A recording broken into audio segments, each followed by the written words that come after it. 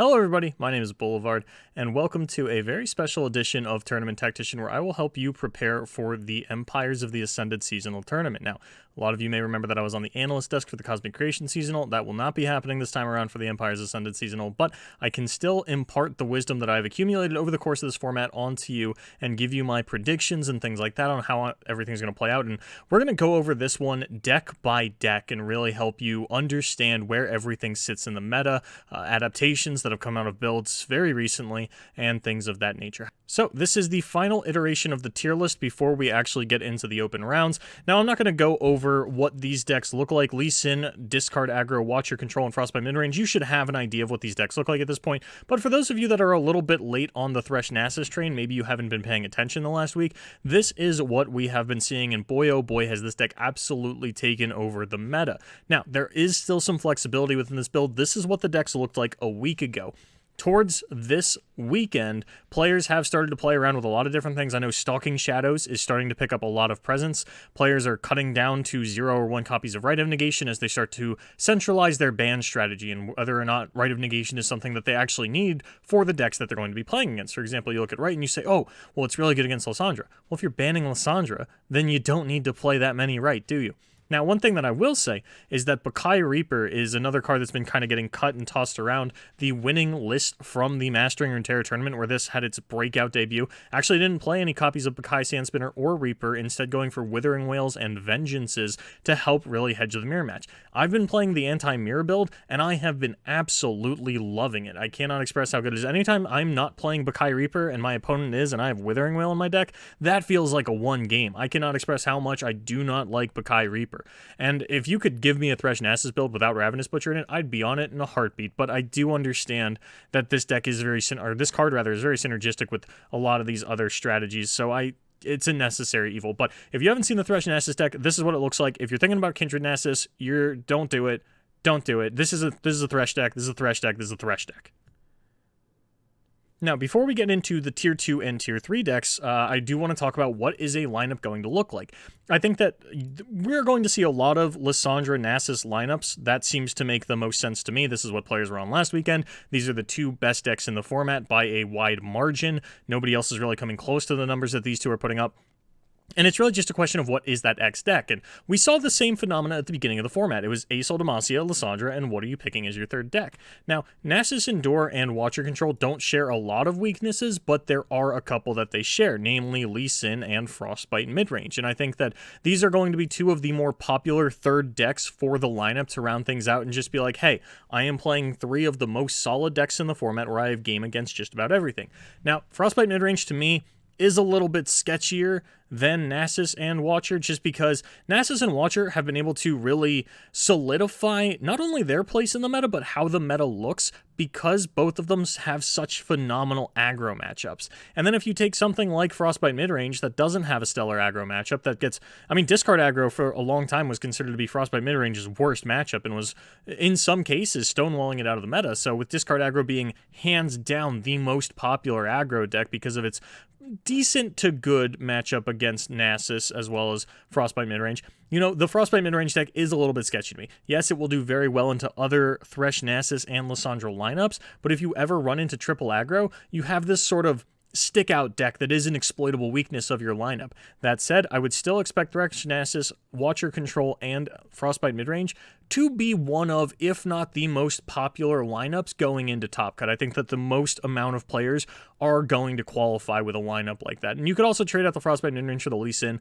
which I do like a little bit more. Lee Sin is better against aggro than something like the Frostbite Midrange, as well as still having really good matchups into both Thresh Nasus and Lysandra Control. Now, where things start to get streamlined, those are like the generically good lineups. And then the good lineups other good lineups rather, are going to be ones that are trying to isolate one of these decks. I'm talking the counter Lysandra lineup, the counter Nasus lineup. And as we get into the Tier 2 decks and sometimes even the Tier 3 decks, I'll explore more with you what those look like. So if you are running Thresh Nasus, Frostbite Midrange, and Lysandra, and you run into a mirror match, a mirrored lineup, what are you banning?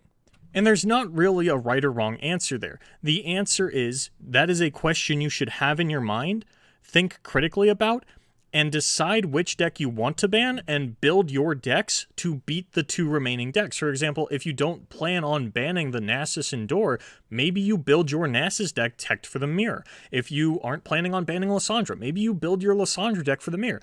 Boulevard, what does that look like? It's just Catalyst of Aeons. Catalyst sucks in every matchup except for the Watcher Mirror, but it's so good in the Watcher Mirror, being a turn ahead of your opponent. I cannot stress enough how backbreaking that is. So if you want to beat the Lysandra Mirror, you play a little bit of Ramp. You want to beat the Nasus Mirror, you play Vengeance, you play Withering Wail. You want to beat the Frostbite Midrange Mirror, I don't actually know how you do that one. It's a little bit weird, because what are you going to do? Run more Frostbite? That's just because you clunky your hands. There's no real, like, savage mirror tech for Frostbite midrange. So that one you just kind of got to play to what you got, you know?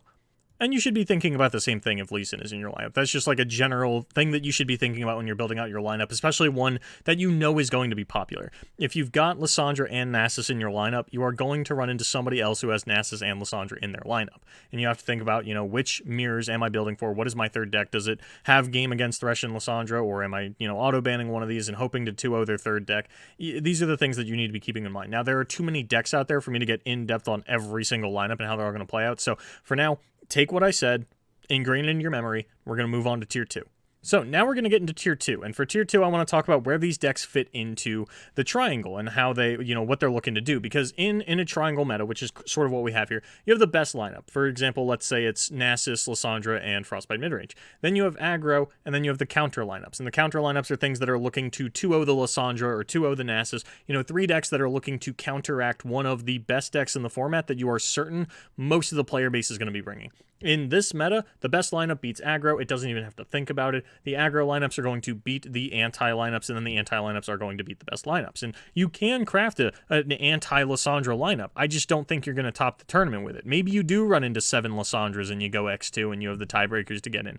Maybe you run into 5 or 6 people not playing Lysandra, and this is where people always overthink their lineup is, you know, am I too weak to aggro? Am I just going to get hard countered by all these people that are looking to pick on Lysandra? I think this is really exploitable. You know, Go Hard was a point of contention with this, where people were like, oh, if you run Go Hard, you're just going to run into Fearsomes and Feel the Rush in another deck, and Go Hard still won that seasonal, so I'm always a proponent of running the best lineup and just outplaying the counter lineups. It's a lot easier the closer to Tier 0 you get, but we're not quite there, not by a long shot, but I'm always one that's going to be going for the standard, you know, just the best lineup. So, Deep.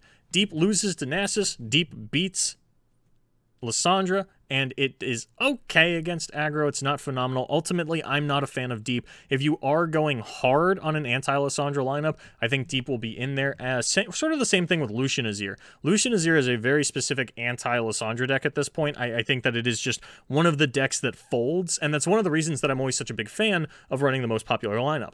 The best lineup is the best lineup because not only is it powerful, it is consistent. The problem with anti-lineups is that generally, not only do the decks not have a lot of game against anything not the best lineup, but the decks tend to be pretty inherently inconsistent. For example, Scargrounds is a deck that does phenomenally into both Thresh, Nasus, and Lysandra.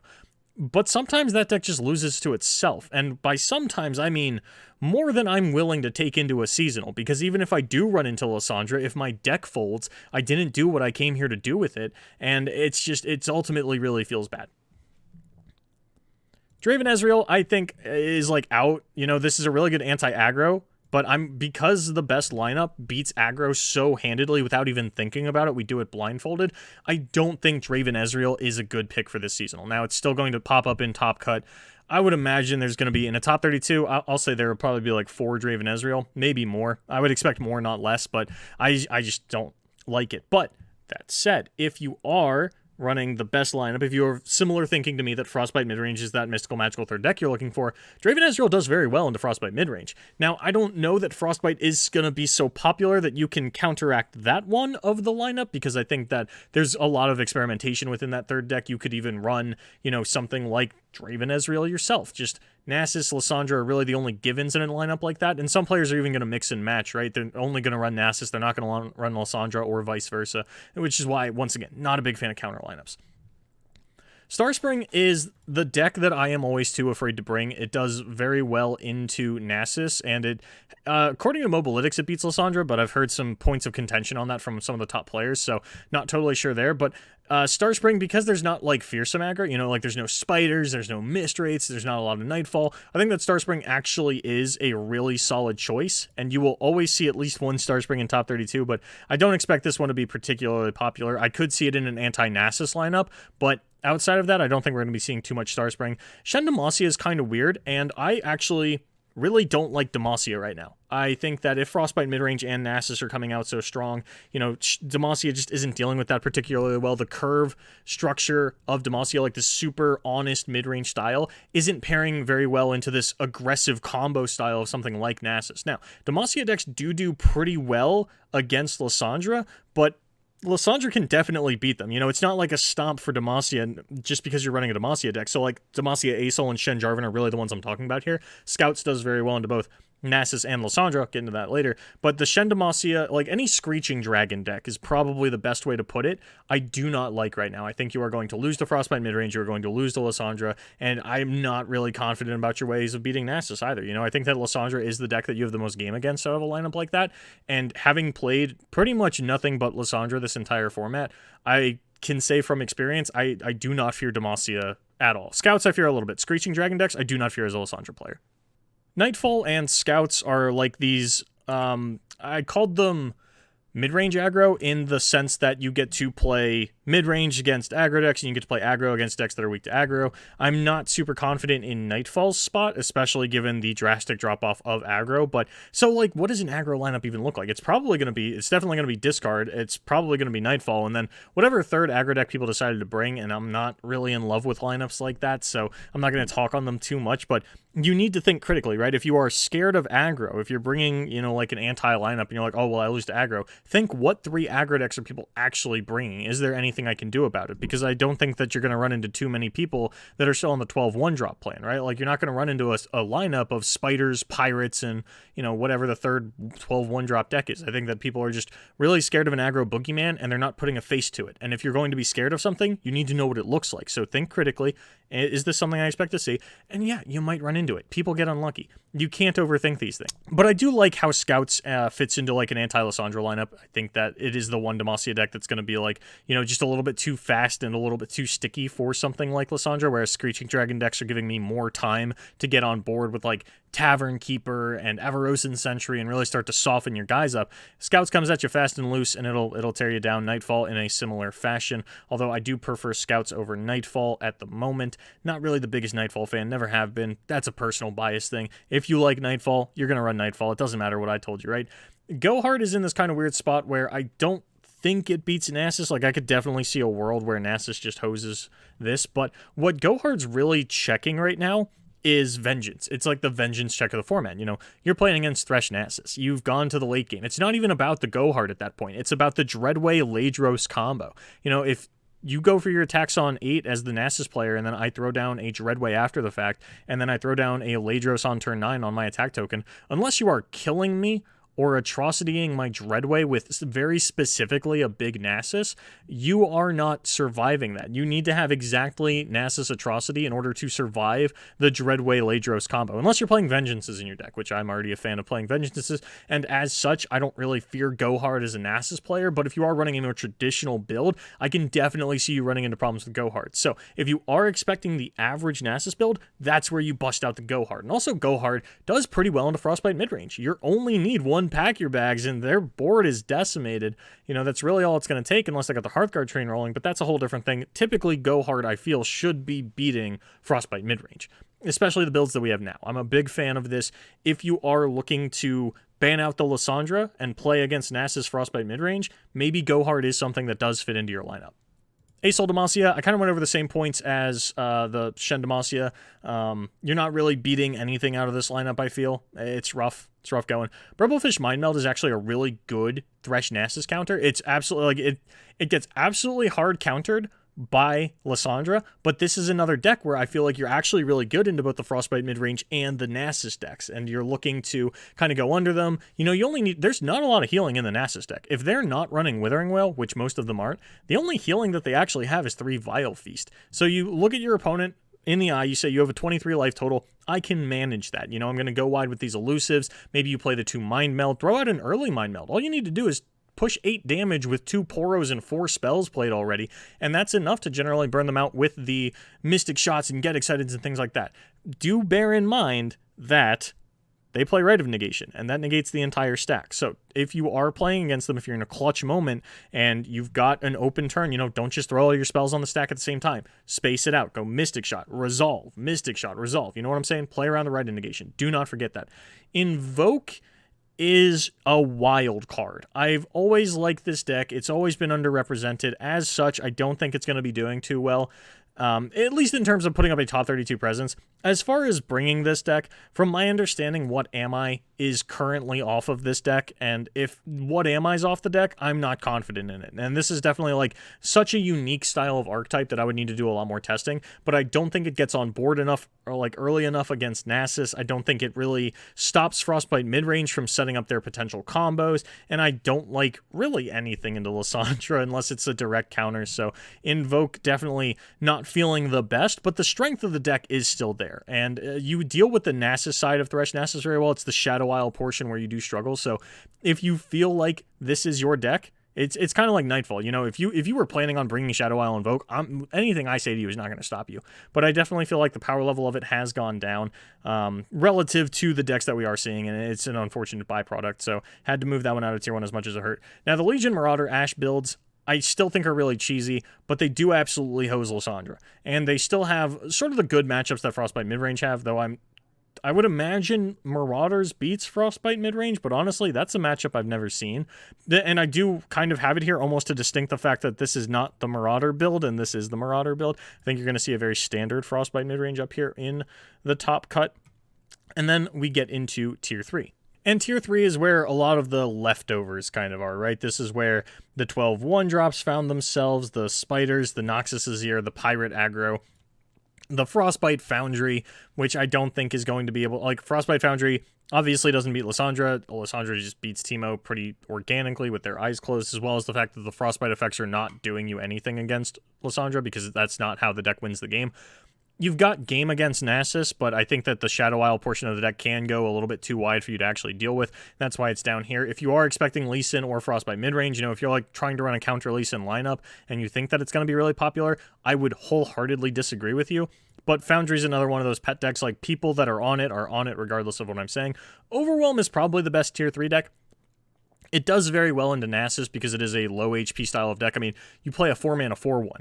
You know, that's not something that's getting dealt with that's not something that's blocking very effectively, on top of the fact that Thresh isn't killing anything important in the Overwhelm deck. And you don't have silences for the Battle Fury. You don't have Vengeance for the most part in a Nasus deck. So Overwhelm's not too poorly positioned, but I am struggling to find the kind of lineup that it's actually fitting into. Maybe you run it in an anti-Nasus lineup, though I think that Lysandra is the easier deck to pick on than Nasus. And then, you know, Zoe Karma's still down here. Once again, just kind of a byproduct of how everything shook out, not handling the Shadow Isle portion of the Nasus deck very well, not handling Lysandra very well, and honestly, Frostbite midrange, I think, probably does good enough against Zoe Karma as well. So let's talk about anti-lineups. What do they look like? And it's very important, you know, like, for example, let's talk about Nasus. Let's start off with Nasus. Let's say that Lysandra beats Nasus, because I think it does. I'm not going to run Lysandra in an anti-Nasus lineup, because then I'm losing to other anti-lineups, as well as not really doing very well against aggro, and it's very important to make sure that you only lose to 1 point on the triangle. You don't want to lose to 2 of them, otherwise you have a bad lineup. So it's important that we avoid putting Lysandra in our anti-Nasus lineup. So what I would bring is Frostbite midrange, because I don't think that people are anti-ing the Frostbite midrange, they're anti-ing the Nasus or the Lysandra. So I'd bring Frostbite midrange, Starspring, and Burblefish, because I think these are 3 decks that are not only going to do very well against the Nasus, but they also do very well against Frostbite midrange, and it gives me that little sort of like double safety. Now, I have to ban the Lysandra. My Burblefish will get absolutely blown out of the water by Lysandra. My Starspring But I think that those are the 3 decks, because there's a lot of different decks that you could bring, but I'm just letting you know how I would run it were I bringing an anti-Nessus lineup. Those are the 3 that I would go for. Frostbite midrange, Starspring, Wiggly Burblefish. TF Fizz. Now let's say we're going up against Watcher. You know, we want to anti-Lysandra. I would bring Lee Sin, Deep, and Overwhelm.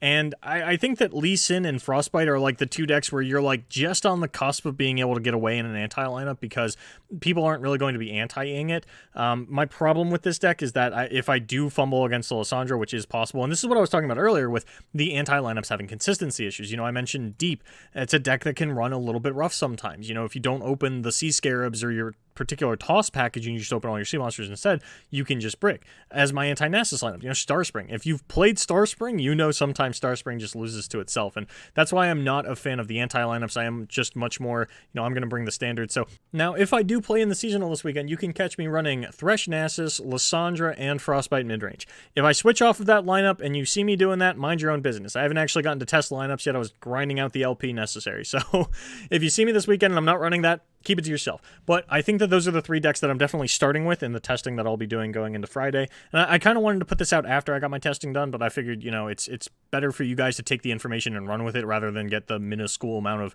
information that I would give you from my own personal testing. So that's what we're looking at for the Empires of the Ascended seasonal. I think that aggro is pretty much dead. I think that Frostbite midrange is that mystical magical 3rd deck to round out your Nasus and Lysandra lineup. And I think that if you are running an anti-lineup, you are very much running the risk of your decks just collapsing on themselves. Now that is sort of the meta consolidated in about however long this video took to shoot and edit and all that stuff. So that's actually the end of it. I think that was pretty informative and concise, and I hope that you can get some nugget of wisdom away from this and, you know, just be confident in the lineup that you are willing to bring into the seasonal and take everything that I said and use it in your own way, and you know, maybe even win the Empires of the Ascended seasonal. At the very least, top 4, get yourself a cool Worlds invite now that has happened. Speaking of which, in my link tree, I'm actually tracking all of the qualified players for Worlds that I'll be updating with the Empires of the Ascended seasonal, as well as tracking seasonal points and things like that. So yeah, that is going to do it for me. Thank you so much for watching. My name is Boulevard, and as always, good luck in your tournaments. And I sincerely hope, you know, if you do top the seasonal and this video helped you in any way, please let me know. Please, that'd be so cool to me. That'd be awesome. I'd love to have that happen. So if you do take anything that I said and it helps you, or it just gave you the confidence that you needed, by all means, hit me up on Twitter. Hit me up on anywhere. It's so cool to hear something like that. So thank you so much for watching. My name is Boulevard, and as always, good luck in your tournaments, everybody, especially the Empires of the Ascended seasonal.